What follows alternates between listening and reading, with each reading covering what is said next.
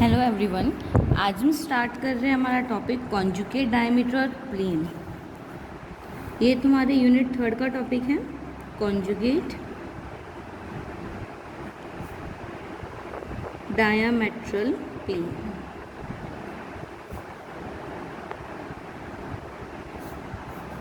तो देखो इसकी डेफिनेशन क्या है।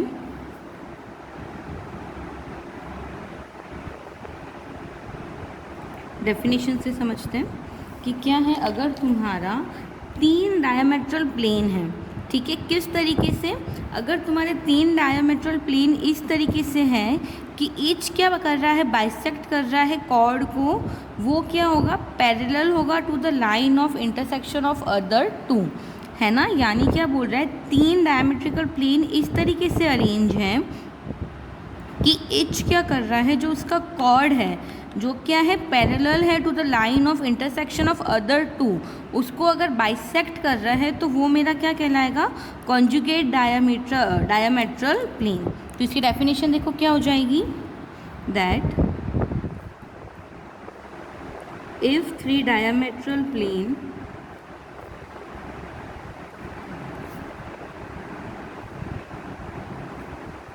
be such that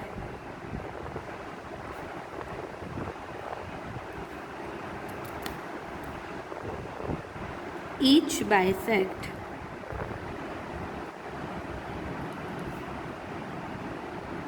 chords parallel to the line of intersection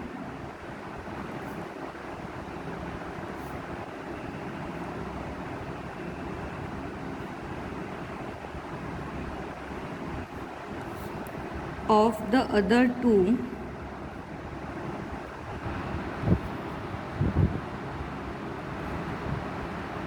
they are called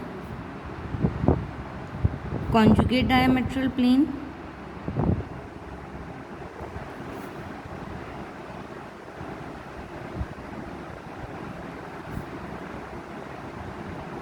clear है यहाँ तक। फिर आता है तुम्हारा टर्म कॉन्जुगेट सेमी डायामीटर, ठीक है। सेकंड है मेरा कॉन्जुगेट सेमी डायामीटर।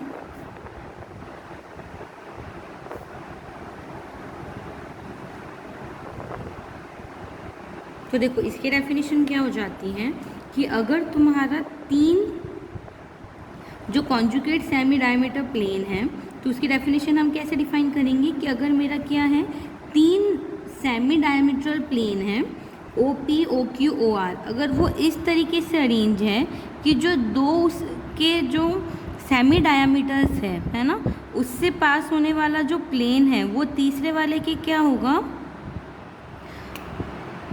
उसके समतल के,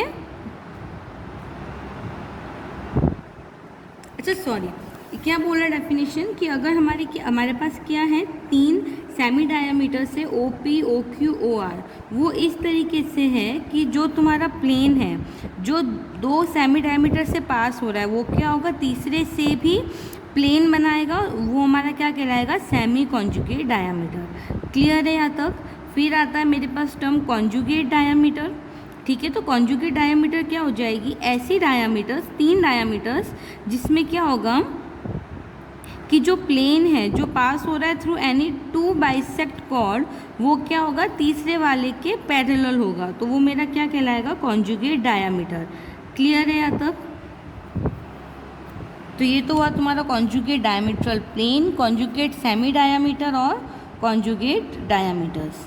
ये टर्म्स सभी को क्लियर हो गए होंगे, ठीक है। कि डायमीट्रल प्लेन तुम्हारा क्या है, कि वो प्लेन है जो क्या कर रहा है, इस तरीके से बाइसेक्ट करता है कॉर्ड को, जो क्या होगी, पैरेलल होगी to the line of intersection of other 2। Semi diameter मेरा क्या है भाई, 3 ऐसे मेरे पास सेमी डायमीटर्स हैं, वो इस तरीके से अरेंज हो कि किसी 2 सेमी डायमीटर से निकलने वाला जो समतल है, जो प्लेन है, वो क्या होगा, तीसरे के समतल के पैरेलल होगा या उससे पास हो रहा होगा। ठीक है, तो वो मेरा क्या हो जाएगा, कॉन्जुगेट सेमी डायामीटर। और फिर आता है तुम्हारा कॉन्जुगेट डायामीटर। तो कॉन्जुगेट डायामीटर्स क्या हैं, ऐसी डायामीटर्स जो क्या होगी, इस तरीके से हो that a plane through any two bisect करेगा chord parallel to the third. Clear है यहाँ तक। फिर तुम्हारा एक टर्म आता है principal plane.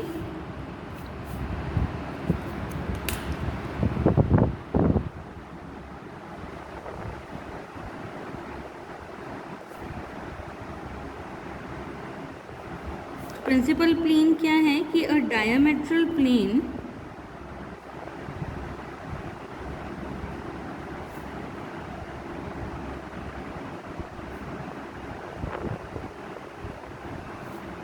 Which are at right angle to the chord which they bisect. यानी जो हमारा डायमीट्रल प्लेन है वो क्या होगा, 90 डिग्रीज पे होगा टू द कॉर्ड जो जो जिसको वो क्या कर रहा है, बाइसेक्ट कर रहा है। तो वो प्लेन, वो डायमीट्रल प्लेन मेरा क्या हो जाएगा, प्रिंसिपल प्लेन हो जाएगा। क्लियर है। तो इसका डेफिनेशन लिख दो कि the diametral plane which are at right angles to the chord which they bisect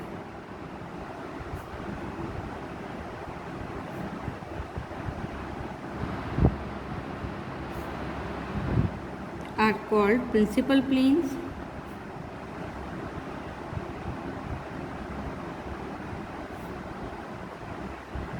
clear है यहाँ तक। फिर आता है तुम्हारा प्रिंसिपल एक्सिस। सेकेंड टर्म तुम्हारा आएगा प्रिंसिपल एक्सिस। तो देखो प्रिंसिपल एक्सिस क्या हो जाती है तुम्हारी कि a line of intersection on a principal plane taken by a line of the intersection of a principal plane taken 2/2 है ना, इज कॉल्ड प्रिंसिपल एक्सिस। यानी the line of intersection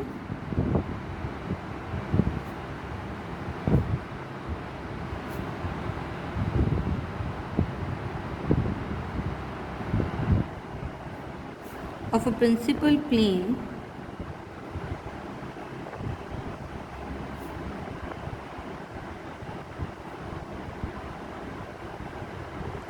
taken 2/2 are called principal axis।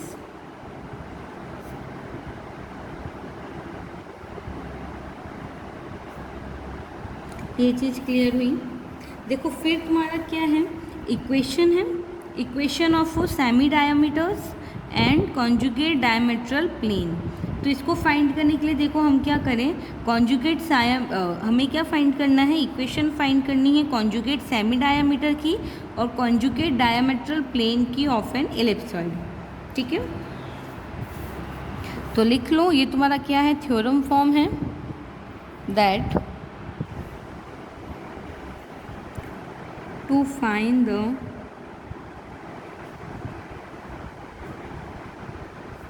equation of conjugates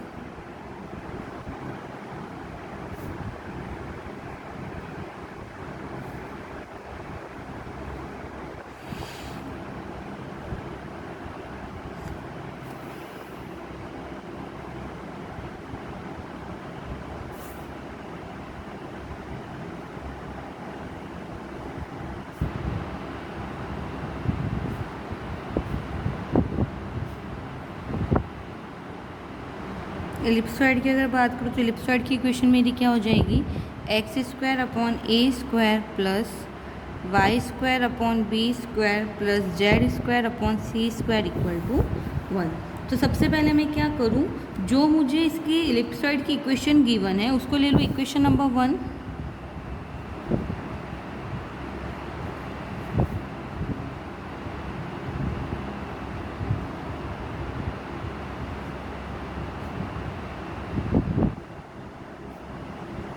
इसको ले लो equation number 1। ठीक है, इस पे क्या है तुम्हारे, इसी पे एग्जिस्ट करेंगे तुम्हारे conjugate semi diameters, conjugate diametral planes. Clear है यहाँ तक। अब देखो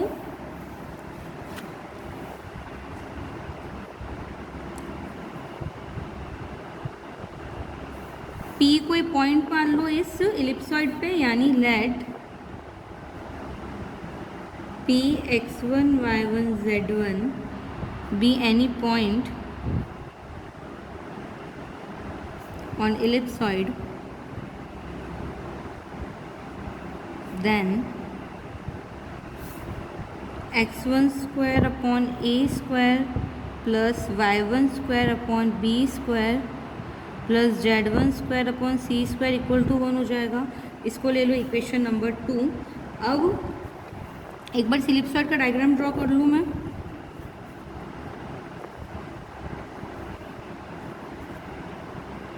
ये बनेगा, तुम्हारे 3 प्लेन्स हैं।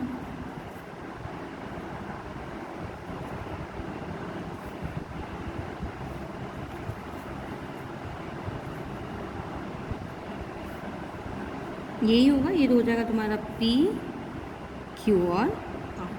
क्लियर है यहाँ तक। अब OP से मैं क्या करूँ, एक डायमीट्रल प्लेन बना लूँ, ठीक है। So equation of diametral plane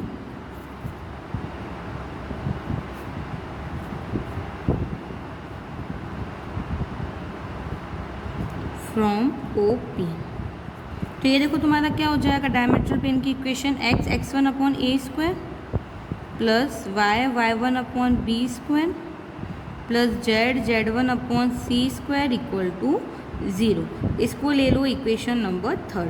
clear है यहाँ तक। अब हम क्या करें, Q पे कोई पॉइंट मान लो, x2 y2 z2।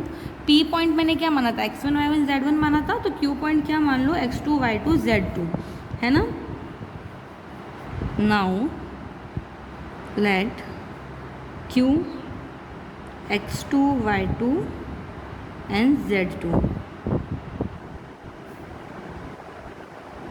be any point on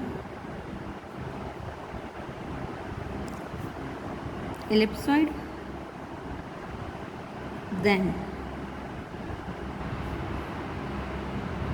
equation of ellipsoid and diametral plane will be. देखो पहले P पॉइंट के लिए बनाया था ना मैंने, वैसे मैं क्या करूँगी, Q पॉइंट के लिए बनाऊँगी। So the equation of ellipsoid and diametral plane be, ये तुम्हारा हो जाएगा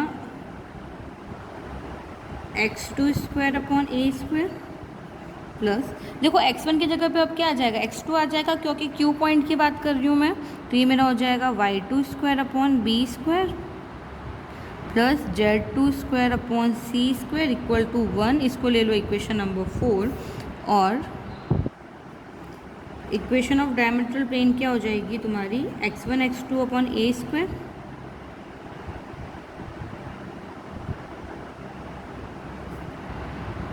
plus y1 y2 upon b square plus z1 z2 upon c square equal to 0। मैंने क्या किया, Q कोई पॉइंट लिया एलिप्सॉइड पे, तो एलिप्सॉइड की equation of diametral plane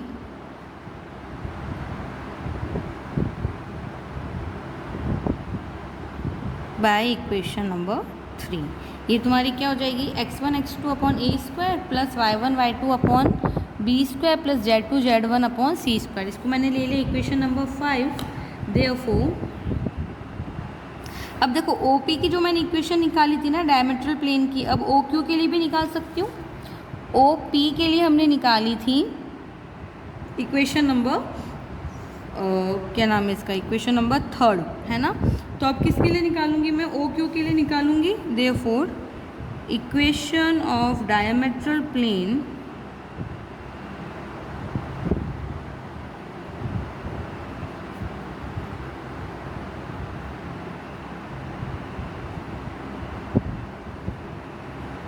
OQ, तो ये मेरा क्या हो जाएगा, देखो x x2 upon a2 sorry a square plus y y2 upon b square plus z z2 upon c square equal to 0। इसको ले लो इक्वेशन नंबर 6। यहाँ तक बात क्लियर हुई। अब हम क्या देख सकते हैं कि OP का जो हमारा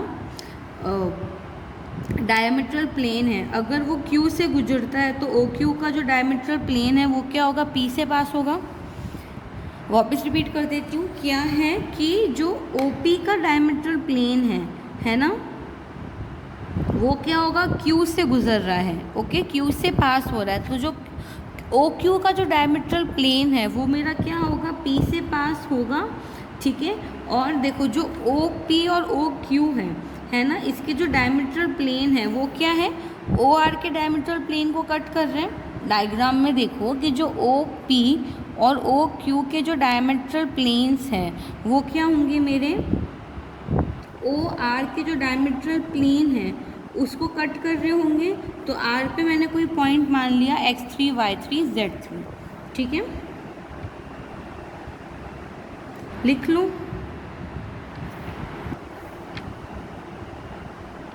We can clearly see that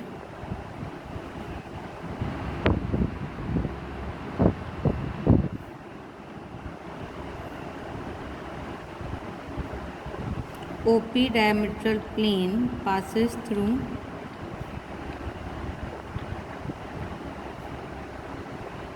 Q and OQ diametral plane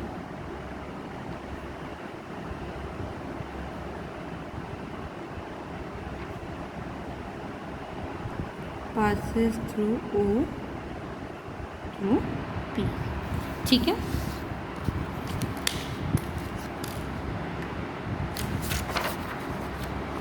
और हमने क्या बताया था कि OP OQ क्या कर रहा है, OQ OR को काट रहा है, and OP comma OQ cuts the diametral plane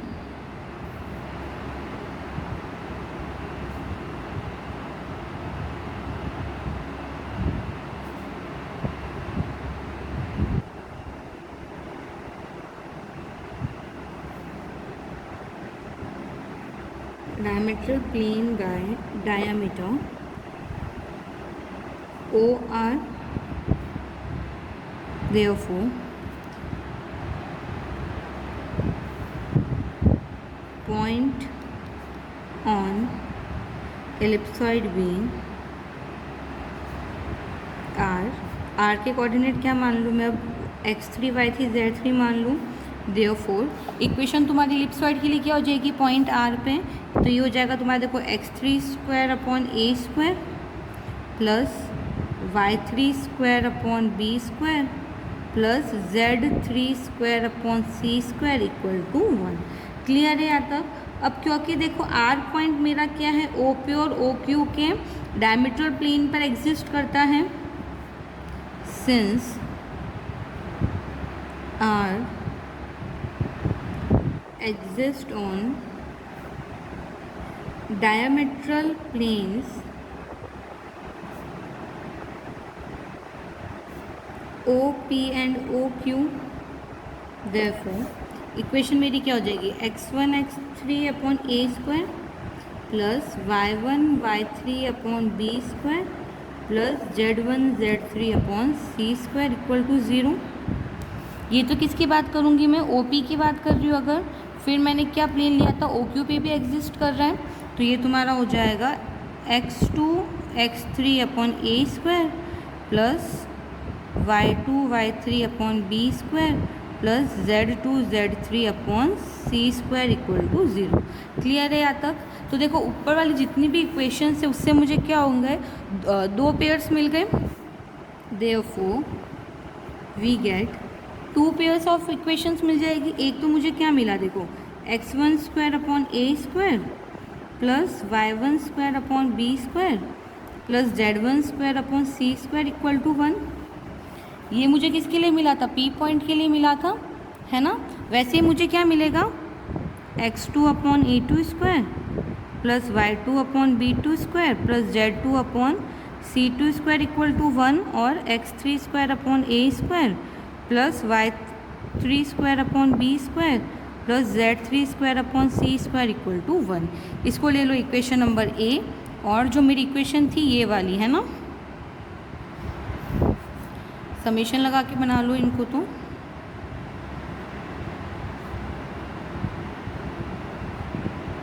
ये वाली इक्वेशन को ले लो B। क्लियर है यहाँ तक। फिर देखो हमें रिलेशन क्या पता है, that x1 upon a equal to L1 है ना। ऐसे ही किसके लिए लिख सकते हो, x1 अपॉन ए, सॉरी x2 अपॉन ए, x3 अपॉन ए, ठीक है, ये रिलेशन खुद लिख लूँगी इधर। फिर होगा y1 अपॉन बी, ये तुम्हारा क्या हो जाएगा m1। ऐसे y2 upon B, y3 upon B, ये तुम्हारा क्या हो जाएगा m2 m3। और z1 upon C equal to तुम्हारा क्या हो जाएगा n1 और n2 n3, यानी n1 n2 n3, l1 l2 l3 और m1 m2 m3, ये सब मेरे क्या हो जाएंगे, डायरेक्शन कोसाइंस हो जाएंगे। तो हम इस इक्वेशन को देखो किस फॉर्म में लिख कर सकते हैं, l1 square plus l2 square plus l3 square equal to 1, m1 square plus m2 square plus m3 square equal to 1 and n1 square plus n2 square plus n3 square equal to 1। And इस वाली equation को अगर मैं represent करूँ तो मैं किस तरीके से रिप्रेजेंट कर सकती हूँ, l1 m2 plus l2 m2 plus l3 m3 equal to 0, m1 m1 plus m2 n2 plus m3 n3 equal to 0 and n1 l1 plus n2 l2 plus n3 l3 equal to 0। और यही मेरी क्या है, required equations है या फिर relation है। सो I hope ये सभी को अच्छे से समझ में आ गया होगा। इससे रिलेटेड प्रॉपर्टीज़ में इसके नेक्स्ट वीडियो में कराऊंगी। Thank you so much.